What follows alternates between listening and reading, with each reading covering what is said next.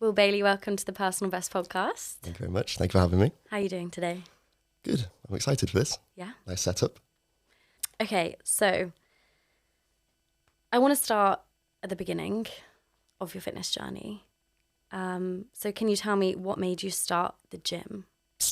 The gym. A whole number of reasons. I'll rattle through them and then I'll narrow it down. So there was girls, obviously a big one. Want to impress girls when you're at school and you want to be the muscly one, and hopefully all the girls like you. I had military aspirations, so again it was fitness. I wanted to be as fit, as strong as possible to join the military, to make my parents proud, to look after my brothers. I've got two younger brothers who often got bullied at school, so I felt like I had responsibility to look after them.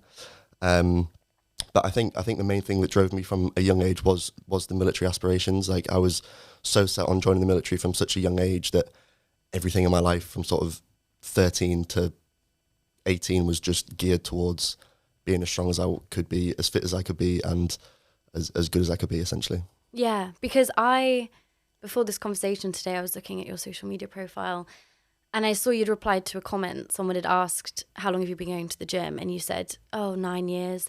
And then I was trying to do the maths in my head. I was like, you probably started at 18, so now he's 27, but he doesn't look 27. And I didn't realize how young you actually were when you first started training. Yeah, so weight training specifically was 14. Like the bodybuilding aesthetic to get me to where I am now was sort of 14 years old. I went to the gym with my dad because I had to go with him because I was too young. You had to be 16 or whatever. So I used to go with him. But yeah, like body conditioning for me was from about 7 or 8 because I did martial arts.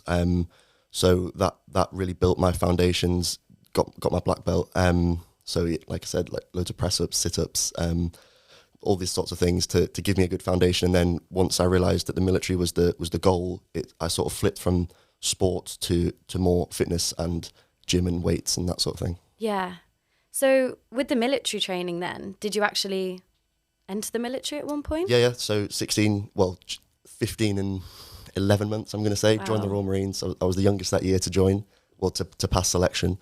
It's absolutely brutal. Like the Royal Marines is like they call themselves the toughest. Well, they are the toughest fighting force in NATO and like the hardest to get into.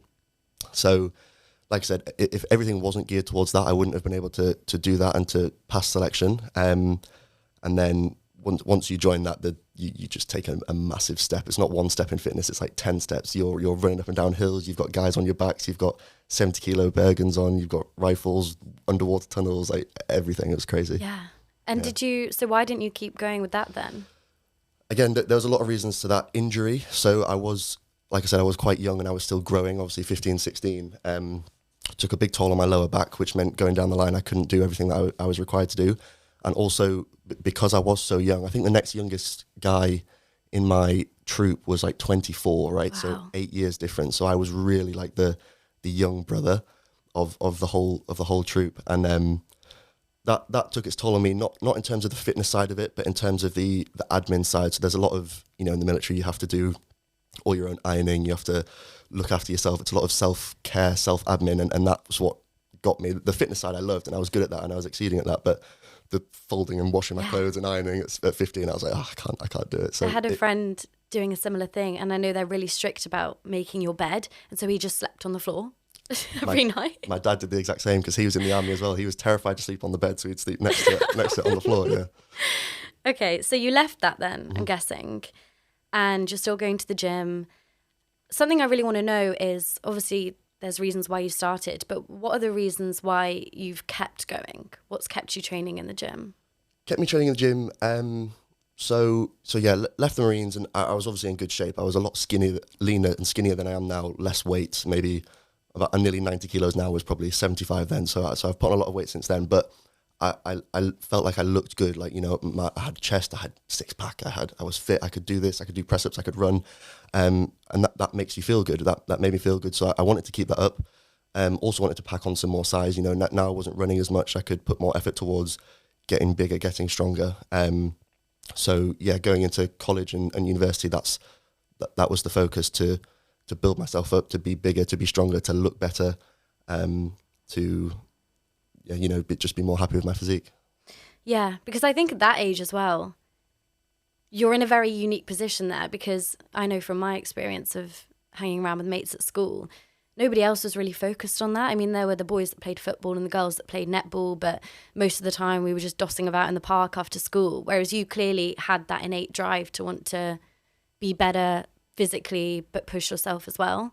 Yeah. Where do you think that drive's come from? I think that drive has come from, I've said this before, a lot from my dad. He pushed me to do a lot of these things. Also, the friends I had at school. So there were 5 of us who were really close. We all played rugby. We all used to go to the gym together.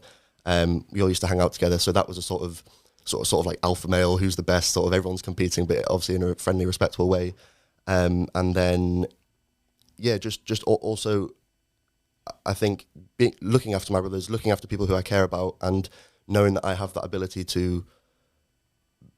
It sounds bad to say, but be there for people and have the strength and the presence to help people, and you know what I'm trying to say, to be that person. I think that's very respectable, and it, obviously building muscle it looks good physically, but it makes you feel confident, and it makes you feel like you can protect those around you if you need to. Mm-hmm. I saw that you posted an Instagram reel, or maybe it was a TikTok, and there were 2 different parts of the video, and the caption was "same guy, different mindset." And I think the first clips, it was videos of you like eating takeaways, drinking, hanging around with girls. Mm-hmm. And then the second part was you in the gym training. Can you just talk us through that transition? What was that shift in mindset that kind of instigated that change, do you think? I think so my mindset changed a lot. So I was in a relationship for a long time. It was like 3.5 years, and we broke up, I'm going to say summer 21.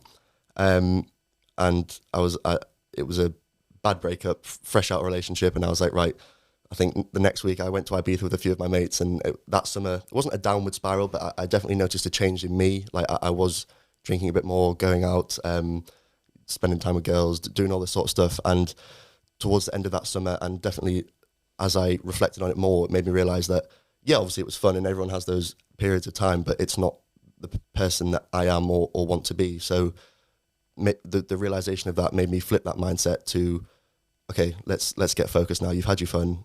Put the time and effort into the gym, put the time and effort into your business, into content, social media, and see what you can do.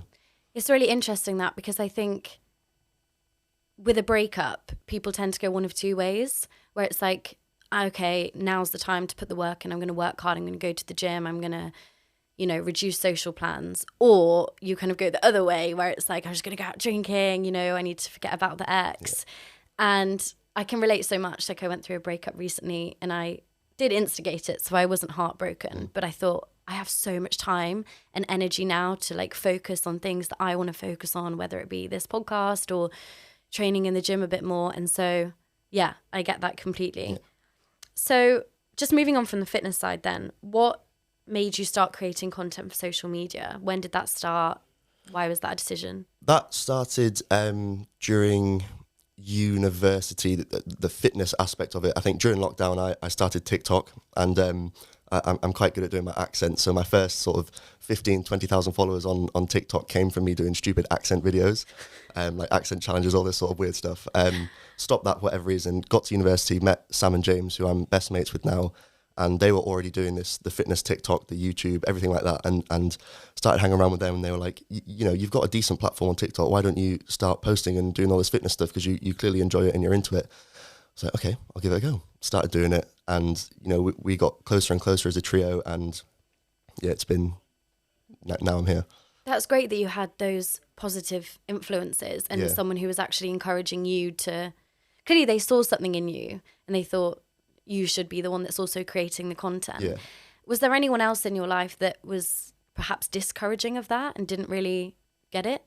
Yeah. So I would say Sam and James are definitely the reason that I'm here where I am, because they gave me that initial boost. But especially with, not so much at university, because people understood it at uni because of the type of uni it was, Loughborough Uni, loads of people were doing it anyway, so it was the norm. But when I used to go back home for Christmas or summer or Easter or whatever, friends from back home they weren't nasty, but they weren't encouraging. So it was sort of like a head down when you go back for the holidays, and you just sort of, I went out a lot, considerably less, and made effort with friends because I knew I would just get stick because, oh, you want to be like him, you want to do this, you want to do that.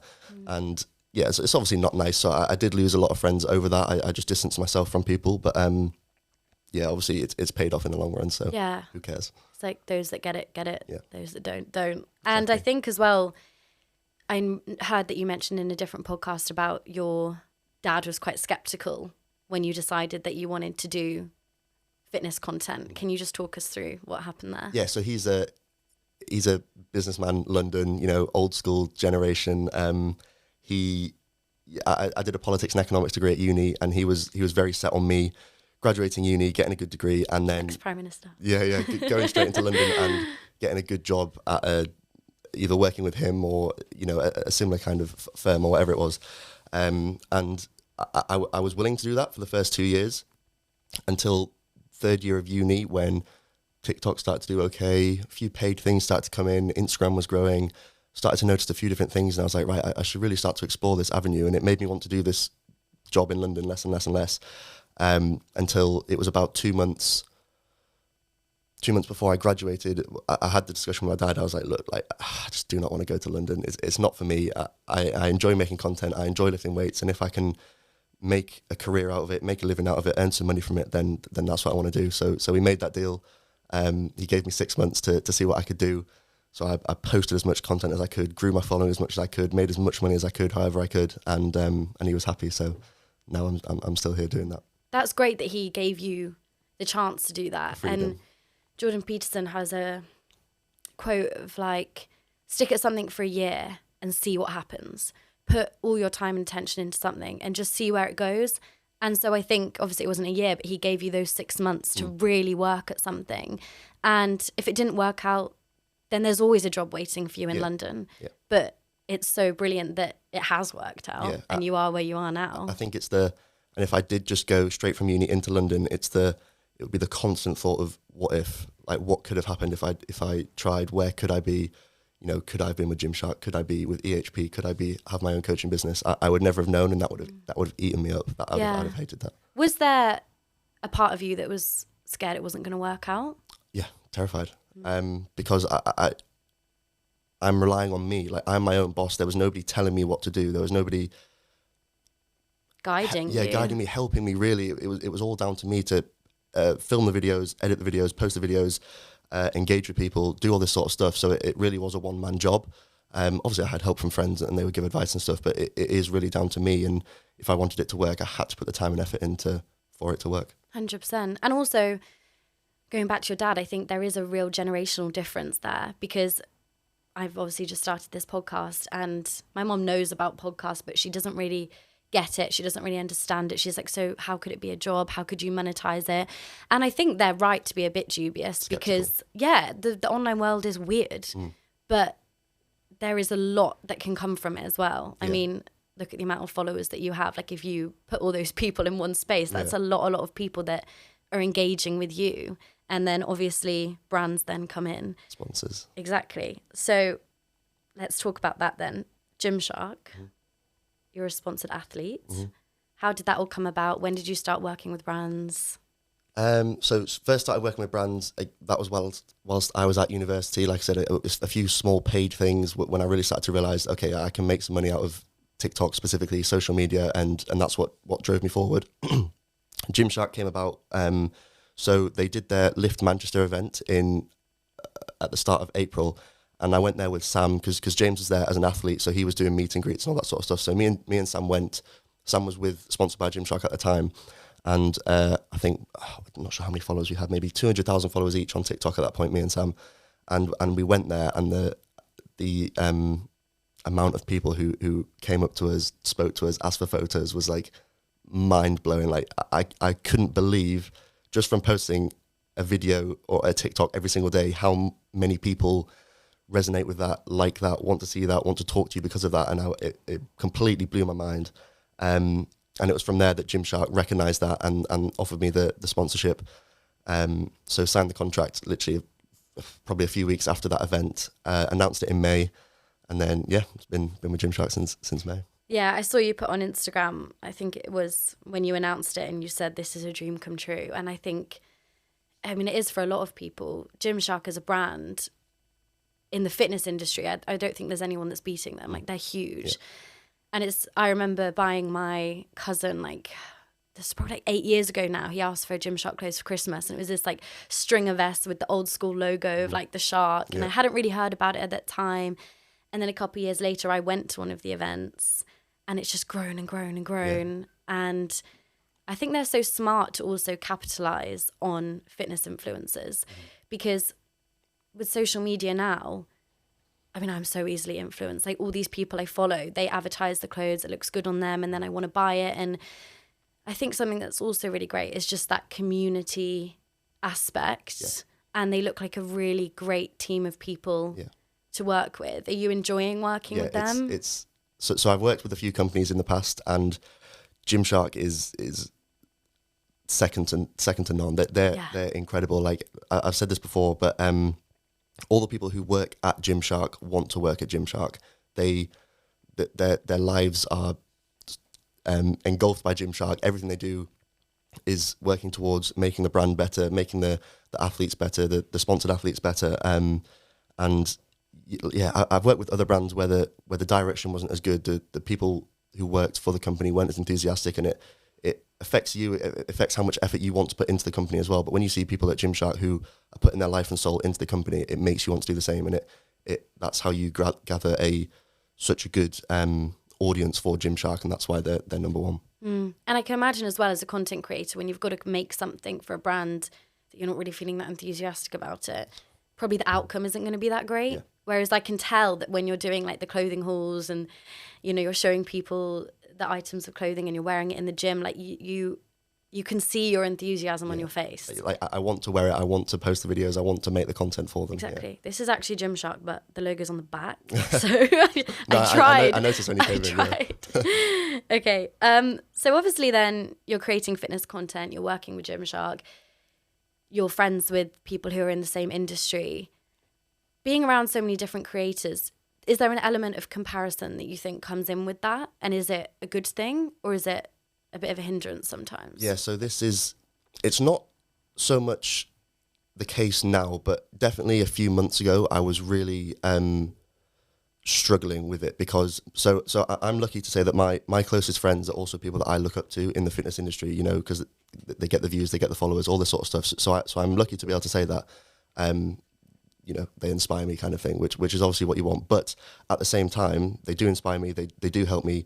I do look up to them, but because most of them are ahead of me, because they started a lot earlier than me, it does sort of make my head drop sometimes, and it's that constant battle between, yes, they inspire me, but also, yes, they're ahead of me. So it's one day I'm like, yeah, I want to be like them. I'm going to post this. It's going to be really good. And the next day, because it didn't get as many views or because I didn't get as many followers, it's like, oh, I just got to keep trying. So it's like it's constant back and forth. But like I said, it's not so much the case now, because my following is getting there. But definitely at the start, it was a much bigger hindrance. Yeah. Yeah, there's definitely that wave of fitness influencers that really grew in lockdown, like Anna Archer and James. Yeah. And I think you were a bit later posting content. Yeah, much later. So much later. Not saying you missed the wave. Yeah. But it must feel like that a little bit. Yeah, it does, and it's annoying, because if I started posting in lockdown, who knows where I could be now. I was just doing stupid accent videos. Like I should have been more on really it. Want to see that. Yeah, you have to scroll down quite far. But yeah, like it's always what if. It's like, it's that same thing I said. If I went to London and I didn't try it, where would I be? It's at least I did it when I did it, and I've not delayed it and delayed it and delayed it. Do you think there's a little bit of imposter syndrome with that, when you're in those spaces with these people? Again, not so much anymore, because I feel like I've earned my place. But definitely to start, when my following was way lower and these guys still had hundreds of thousands, and I was just Will there in the corner trying to get my videos as well. Definitely felt like an imposter then, for sure. But yeah, now that's definitely less of the case. Yeah. Mark Manson talks about this idea of identity lags reality by 1 to 2 years. Mm-hmm. So it's almost like me now still feels like me 2 years ago, and you're always trying to play catch up. Yeah. And so it's only really when you sit back and you reflect and you look at your own journey that you can then see how far you've come. And I think it is really important for people like yourself or anybody listening when you are comparing to people who are perhaps a bit more successful or you aspire to them in certain ways, use that as a source of motivation to then improve yourself. And I think ultimately at the end of the day, like the only game you can win is being yourself, like being the best version of you, which kind of is what this podcast is about. No, I agree 100%. Yeah. Okay, so what motivates you? I'm really intrigued by this idea of motivation because it ebbs and flows. Yeah. I think I've gone through periods where I'm motivated in different facets and then other times where it's just on the floor. And obviously you're someone that trains incredibly hard. You're also creating content. You've got your online coaching business. What keeps you going with all of that?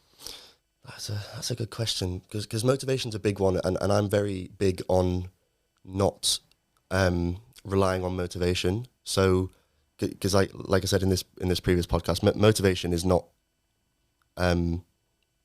Most days my motivation is rock bottom because of everything you just said. Because I have my own business, I have to film content, edit content, do all this sort of stuff, and then do my own training on top of that, eat on top of that, try and have a social life on top of that.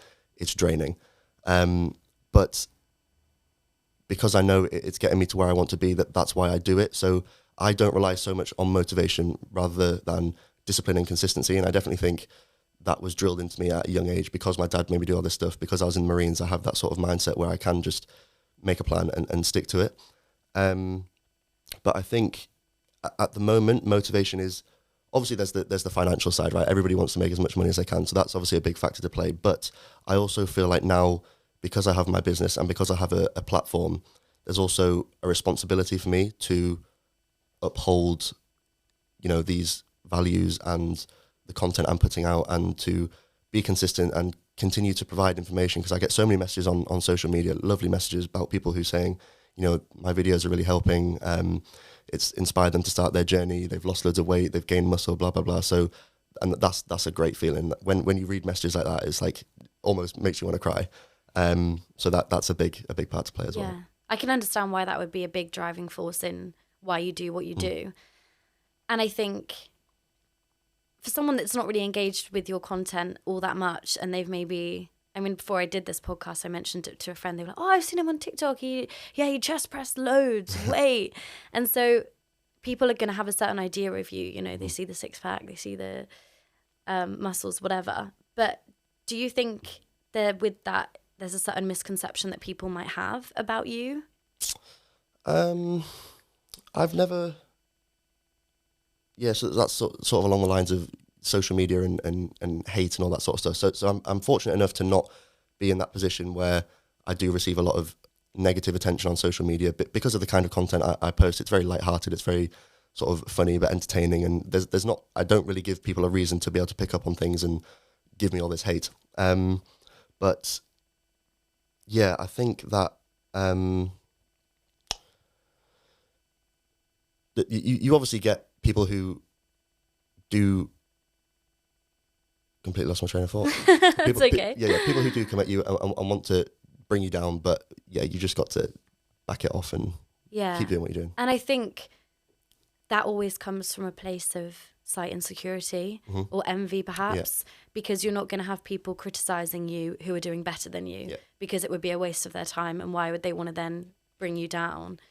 So I think in that regard, you do just kind of have to bat it off and just keep doing what you're doing.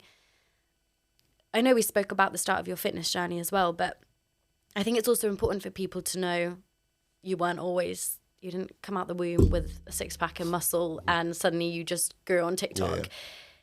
I heard in the previous podcast that you were working in Costa and making drinks for people and that you didn't want to stay there. Yeah. I think that's very admirable, and I also think it's really important that people realise where you came from.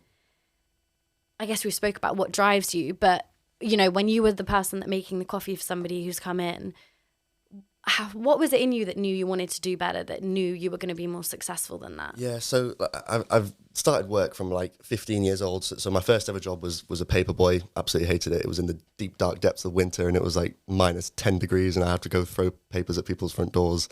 Obviously then it was the Marines and then it was a lot of retail and hospitality kind of jobs. So I was working in a clothes shop, which I hated because I still couldn't fold clothes at that point. And then the main one was Costa Coffee. I spent about 3 years there over my university years as well. But it's just, I think doing so many of those kinds of jobs back to back to back, just it grinds you down. It's like it's essentially minimum wage you're working for, and they're trying to get the most out of you for that minimum wage, and I hated that.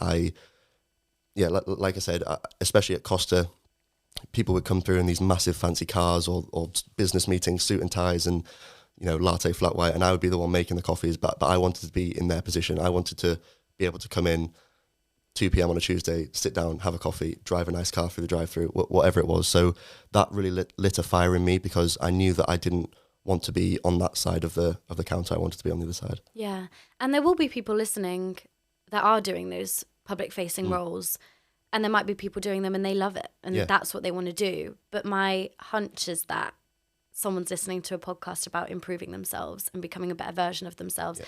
There's going to be something in them as well. There's going to be a fire burning there, where they're then going to want to do more. For you, looking at the person pulling up in the Range Rover, was it the car? Was it the material thing?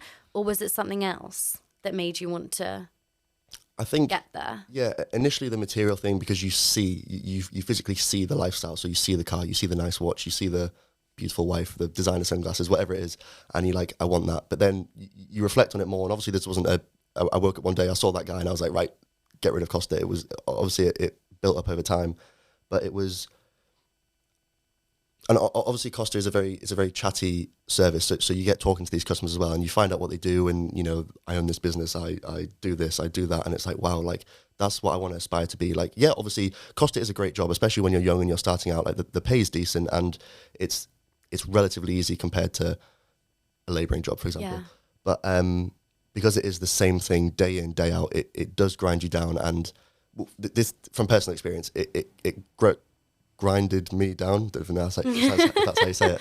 And it just made me realise that it wasn't for me, and I was destined for more, and I just wanted to get out and do something else, do something for me. Yeah, I think that's okay. I mean, it's not to speak badly of those type of people in those jobs, but it's just that you are a certain type of person who aspires to more. And I've been in similar situations, worked since I was 15 in hospitality, and during lockdown I worked in a call centre for Waitrose customer services, which was as fun as you can imagine. And I remember one guy just saying to me, "You're not going to stay here, are you?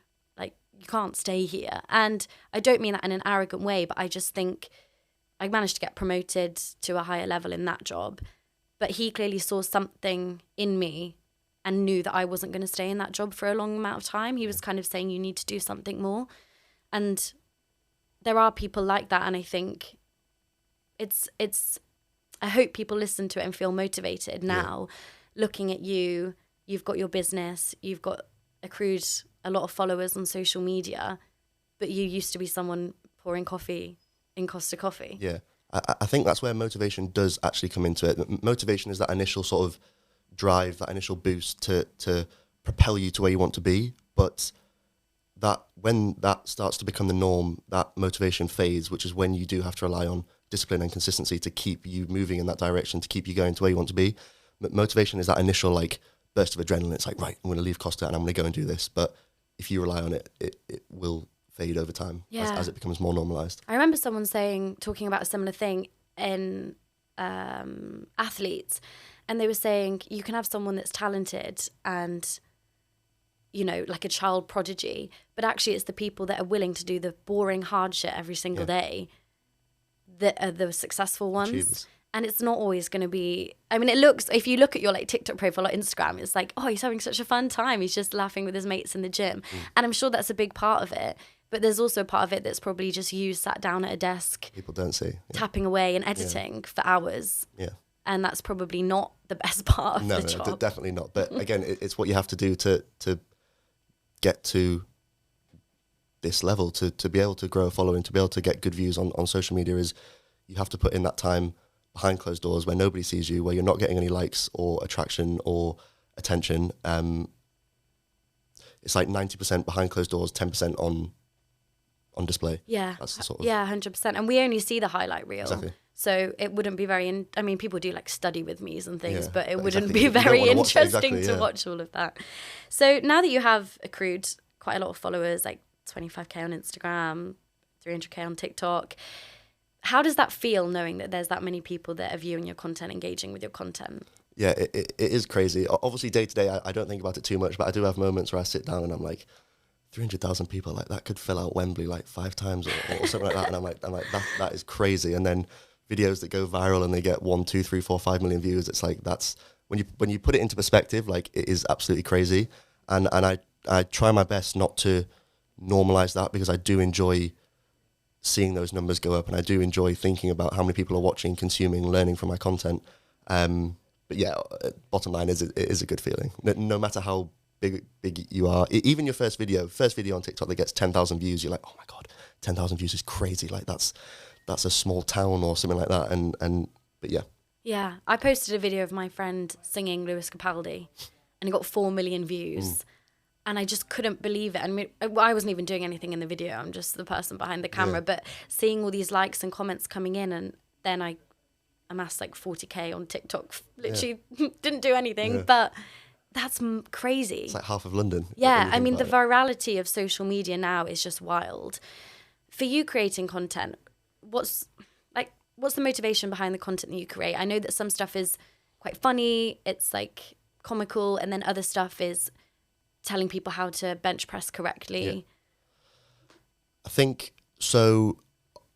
Now, because I have my coaching business, a lot of my content is loosely based around that. You know, obviously I want to sign people up. I want to help people change their physique and stuff. So the main sort of content I put out is, of course, TikTok, because that's my biggest platform. It's a lot of these mic'd up videos. I have the microphone on, and most of the time it is sort of funny and entertaining stuff with the serious undertone of, you know, this is what I'm doing in the gym, this is how you should do it, and, you know, I can help you and all this sort of stuff. So that's really what it focuses around. But I try and get the balance, because if it's purely entertainment and it's purely funny, people think you're a jokester and they don't take you seriously. If it's all informative and no personality, people get bored of you and they don't want to watch you. So it's finding that balance, which I think I've managed to do, which has ultimately led me to growing this coaching business to help me to be where I am now. Yeah, that must be quite tricky, actually. And I've followed fitness influencers before, and I don't know, it's like a girl that looks good, but then all she posts is just her protein oats every morning, same thing every day. Here's my protein shake, here's a picture of my ass, and then I'm like,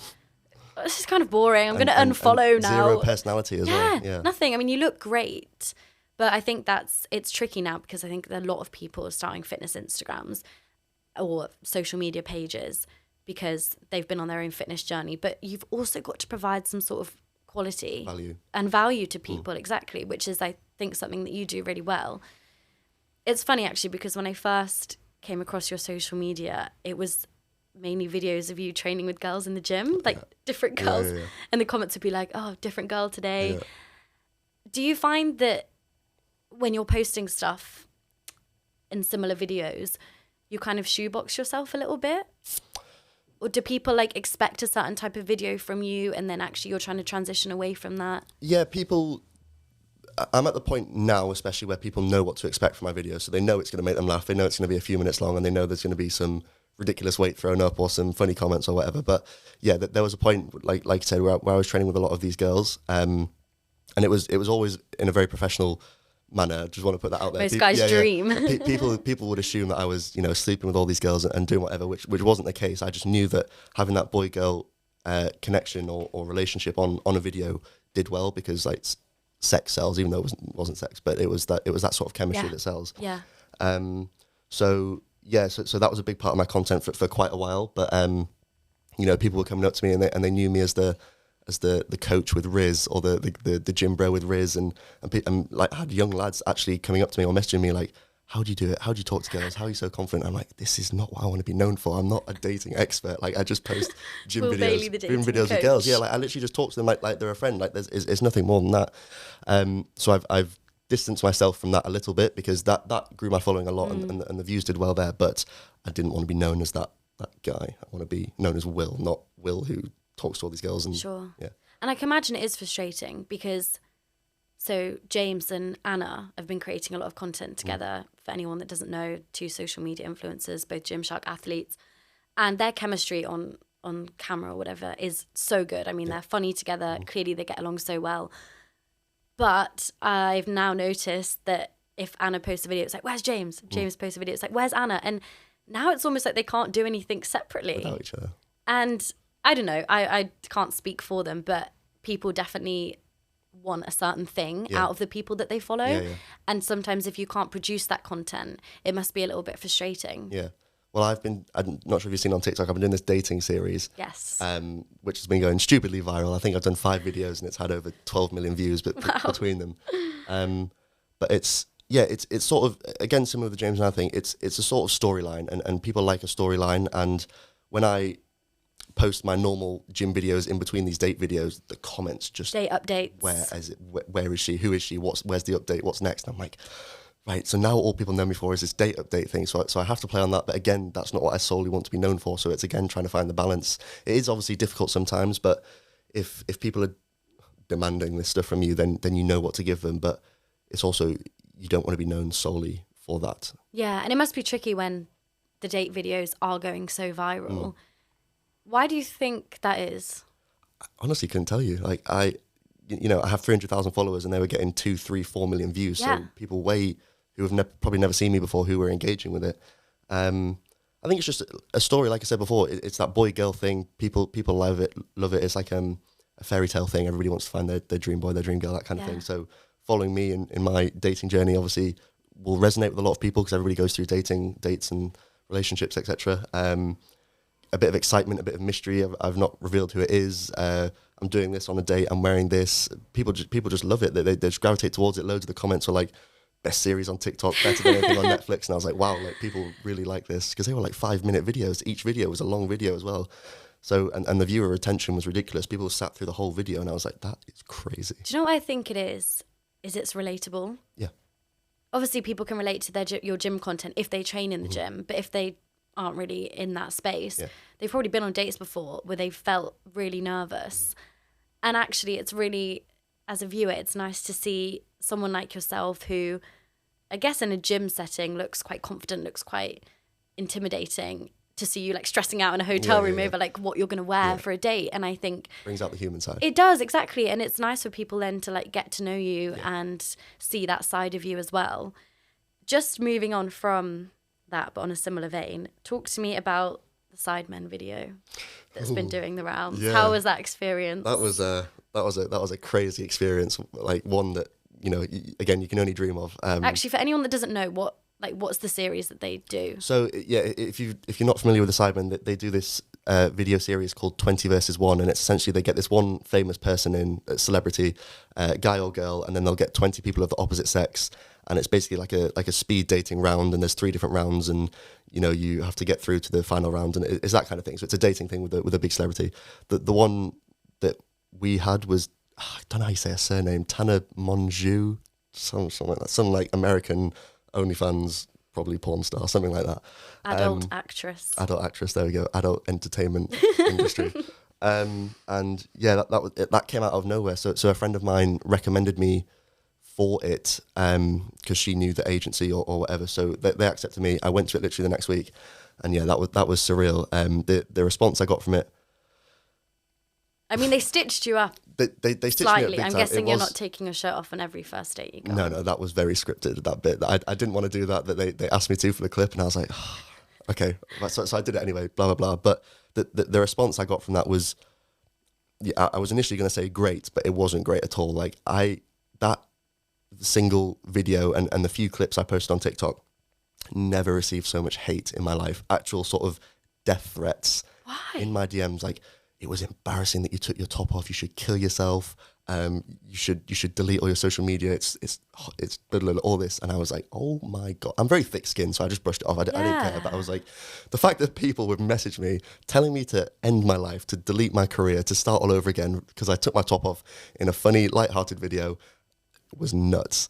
Obviously, there was a lot of positive reactions. People found it funny and stuff. But the hate was significantly larger than I have ever had before from a video. I'm surprised you were met with so much resistance, vitriol from like what's meant to be quite like a funny, light-hearted video. Yeah, it was crazy. Do you think you'll do more things like that in the future, or are you? Yeah, I would hope so. Obviously, I've got the contacts there now with the Sidemen. I speak to Ethan, who's also with Gymshark, so that's good. So I'm in there with him. Obviously, I met them all, and then hopefully more big things like that will come along the way. Fingers crossed. Touch wood.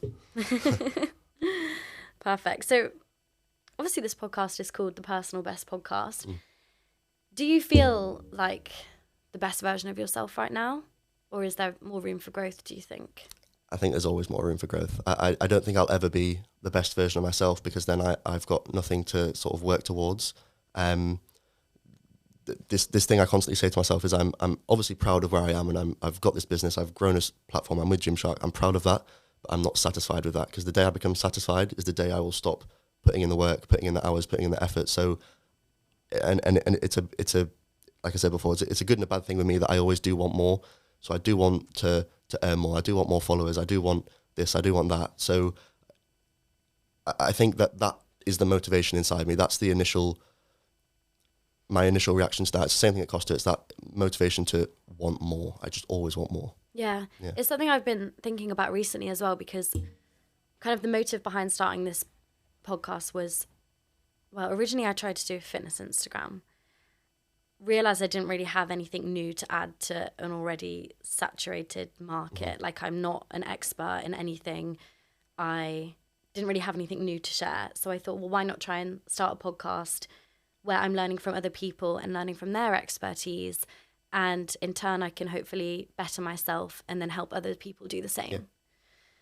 But with that, I kind of had to sit back and think, where does this desire to improve myself come from? Is it from a place of insufficiency?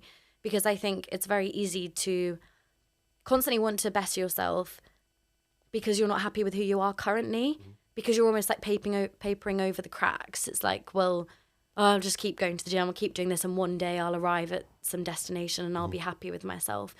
So how do you I know you've said that you're happy with where you are right now. How do you kind of keep the drive going whilst feeling like you're enough at the same time? Yeah, it's obviously a hard one, because deep down everyone's got insecurities and vulnerabilities that they might know what they are, and they might not know what they are. For me, I don't think I know what they are. I don't know what is still driving me to want to do more, to want to have more, to want to be more. I just know I want it. There will be something in the background, like I say, because everybody has something. I'm yet to work that out. Maybe I need to do some, self-reflection or self-analysis to work out really what is driving me and really what it is I do want to achieve and get out of life. But for now, I just know that I want to do more and need to do more. Yeah. Again, I keep referring to the same people. Mark Manson has his kind of guidebook for happiness is 3 questions. And he's like, what are you working on? Who are you spending time with? And how are you taking care of your body? And I think they're really good things to check in with whenever you're, doubting yourself, or you're kind of questioning, like, where am I going with things like that? And so looking at those 3 things, what's next in store for you in terms of gym, in terms of business, coaching, growing your circle? Yeah, I think, well, the circle point is I've never had a big circle, and I like having a small circle because I like to know who I can talk to, who I can trust, and that's how I've always been. So I speak to a very small group of people. But in terms of what's next and stuff, it literally is a case of me 2.0 times 10. Like, I want more clients, a bigger business, a bigger contract with Gymshark, more followers, more likes, just everything now accelerated, because like I said, I'm happy with what I've created now, but if I can in a year's time double everything, perfect. And then the next year double it again and double it again, because it'll be constant. That's the sort of path, journey, road I'm going down. My mum did this kind of like therapy thing, and the guy who was doing the talk said it's almost like you need to envisage yourself and the person that you want to be, and then like backtrack from there. And it's like, okay, what would I have needed to do in a year's time to get there, to make myself proud? And so I think that's really great that you can see the vision, you know where you're going, and you're almost like laser focused on that. Yeah. And I know that you did a caption on a pitch that was like, there will be, pardon the pun, even bigger things to come in the future that I can promise. Yeah. And that's really great that you're still driving towards something, Yeah. and you're not suddenly complacent because you've suddenly got all these followers. Yeah. And I think as well, just going back to the online coaching business, that's a very selfless thing to do, because you're working out in the gym, you're making your progress, but you're also helping other people do the same. Yeah. Are you enjoying Like seeing that? it just made sense. Like, if I've got 9 years of weightlifting and fitness experience, then why would I not, A, want to help other people, and B, capitalize on that knowledge I have? So, yeah, I've worked with hundreds of clients who have come to me, and because I've been through everything, you know, fitness in the Marines, bodybuilding, gymnastics, martial arts, I've done so many different types of fitness. I have such a broad knowledge and a good knowledge of how to get you from A to B, how to help you lose weight, how to help you lose 20 kilos, how to gain muscle, how to improve your bench press, whatever it is. So I feel like because I have that knowledge, then it made sense for me to do that. And obviously that is my business now. That's my biggest form of income, which is obviously what I spend most of my time on. And yeah, of course it's a good feeling when, you know, you check in with your clients every single week and you see them losing weight or you see them getting stronger in the gym. It's like, it gives me the motivation as well to want to do it more, to help more people, to help them more to achieve their goals. And yeah, I do enjoy it. Yeah. Do you ever feel a certain pressure? Because I guess as a PT, but also as a presence online, to stay in, you know, peak physical shape, do you feel like you're kind of upheld to a certain standard now? Yeah, like I have to be in the best shape I can at all times. That's what I tell myself now. So, yeah, because I'm essentially selling me as what I've built over the last 9 years in the gym. So I could have all this knowledge still, but if I don't have the physique to go with that, are people going to believe me? Are people going to trust me? Are people going to be like, oh, well, he knows his stuff, but why doesn't he look like that then? So it's very important that I have the physique to back up my bullshit, if that's what you want to say. I know it's a common phrase. And yeah, people see that, people feel confident with that. People know that, okay, you've done it, so he can help me do it. He knows what to do. And it's just it's a more smooth sailing process. Yeah, I think you do have to practice what you preach. And it might be a bit of a controversial thing to say, but sometimes I see PTs who aren't in great shape and they're hiring clients. And I think, well, if you aren't doing the work, how are you going to motivate me to? Like, how... If your client's in better shape than you, then it be the other way around. Something's going wrong there. No, I think that's really great that you have that business going on the side as well. Sorry, I need to cough. So something I just want to close on, which I'm asking all of my guests, is if you had to give one piece of advice or a quote or a mantra to help people feel their personal best, what would it be? So, been listening to lots of Alex Hormozy, and he is someone who has been resonating with me a lot. I've listened to so many podcasts over the last 6 months. I've really got into my podcast, and he is someone that has resonated with me a lot, and he has so many sort of good phrases and one-liners, and I just think, wow, like everything he says, I'm like, okay, he knows what he's talking about. And the big thing for me that I've almost been thinking about daily is he talks about the journey and the destination. So he talks about the destination in life is ultimately death. And it's very morbid, but it's where we all end up. Yeah, it's essentially it's true. And he said, look, if you're so hung up on the destination, not knowing it's death, you know what your end goal is, that can affect your journey, if that makes sense. So because you're not where you want to be, it affects your mood, it affects your life, it affects your journey. You have a poor journey.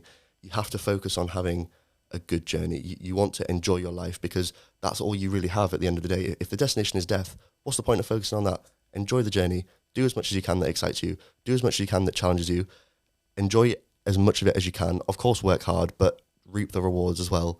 And that's something that I tell myself quite frequently, because if I'm not enjoying the journey, then I'm not doing the right thing, and I'm not living a good, fulfilled life. And what's the point?